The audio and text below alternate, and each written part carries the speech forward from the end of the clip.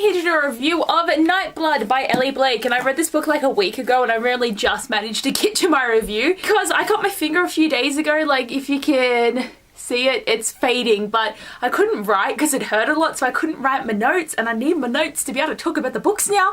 I don't know when I got to that stage, but I'm excited. This is the third book in the Frostblood trilogy. It was such a good conclusion and ending to the series, and I just think it summed up everything really well. But I feel like the journey in the book and like the middle was a bit bland. Not too much actually happened until we got to the end. Like, I gave this book 4 stars because the first 2 I gave 5 stars to, but there's a few things that irritated me with this series, and I will be talking about some of the spoilers, but not too much. A few things that did happen that you're meant to be really shocked by, and I just didn't find them shocking. Like, it wasn't necessarily predictable, but I was kind of just like, oh, of course I'll go down that way, you know? But I'm excited to talk about the book, so let's get into the review. This book was meant to come out in May, but then it got pushed back to August, so pretty much the minute I got it and then I finished reading my current read, I had to read this book. So it hyped it up even more for me, and my expectations were even higher because I'm like, it's gonna take 2 more months for this to get to me. It better be good. So that might be another reason why I was just like, blah.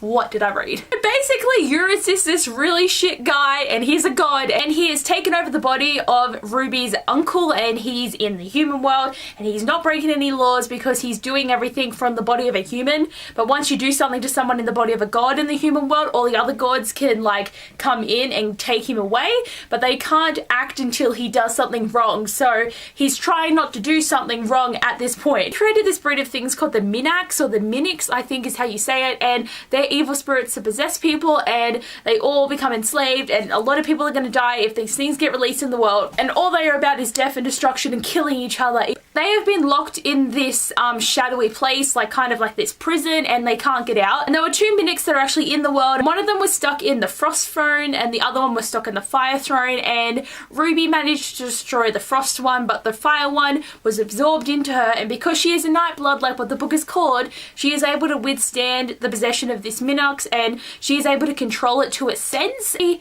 has to figure out how to get this thing out of her and put it back in the prison and get rid of Eurus and save the world before everything happens and everyone dies. But the issue as well is there is a rip in the prison door, and none of the Minax have gotten out, but as the rip keeps getting bigger and Eurus finds the rip, he is able to open it and to release them all out. They need to seal this rip in this gate, or that's it, it's a gate. They're behind the gate.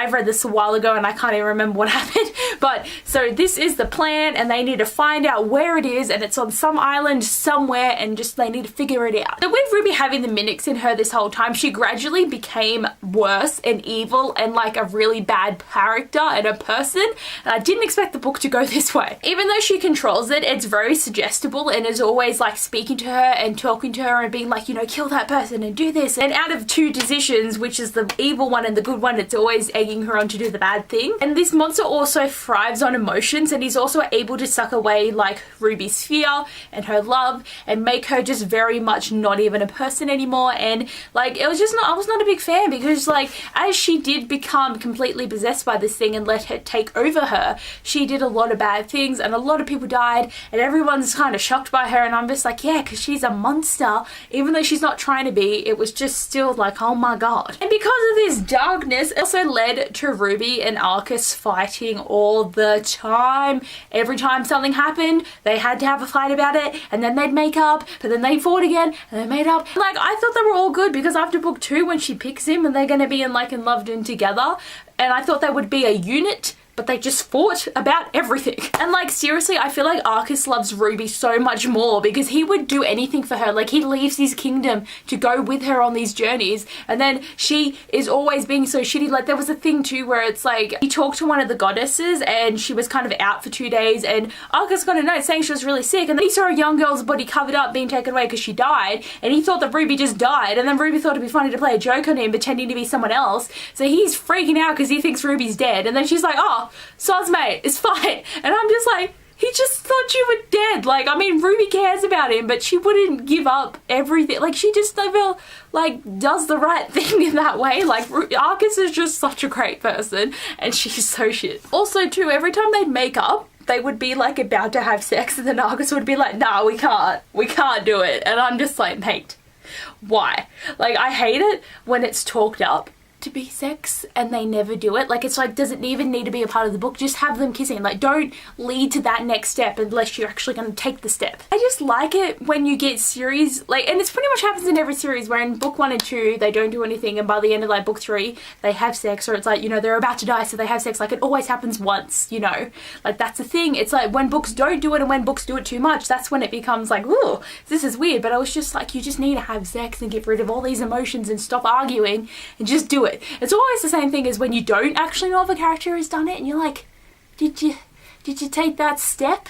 But by the end of the book, you know, they're married and they're happy, and I'm just thinking like, oh, they got married, so it must have happened, right? Like, where like, you know, you get all these descriptions and then when it actually happens, they don't tell you, and I'm just like, why? Kai felt like such a background character in this book for me, and I was so sad for him because I loved him. He was only a character so he could be a love interest for Ruby to shake up the story a little bit. I'm like, we didn't need that. She was set on Arcus, and then Kai came in and she had a little bit of a thing with him, but then she still loved Arcus. But it really did feel like Kai didn't matter anymore as a character. But it was kind of stupid when he made a move at Ruby where he's just like, Ruby, you'd be so much better with me, with Arcus standing right there. And then they had a fight and then Ruby's like, you can both die, the lot of you. And I'm like, Ruby, just dump them both, man, because they're just both territorial and possessive. They're not Fae. They're just magic wielders. But honestly, it was so annoying. At least Kai was named the heir of the Fireblood throne though, because Ruby lost her powers so she couldn't be the heir anymore, so they made Kai the heir. So I was just like, that's great, because then Ruby can go off and marry Arcus and everything's so convenient, isn't it? But we find out that Sage, who is this woman who like saved one of the goddesses and got turned into an immortal and is in love with this goddess, and they have like this weird relationship.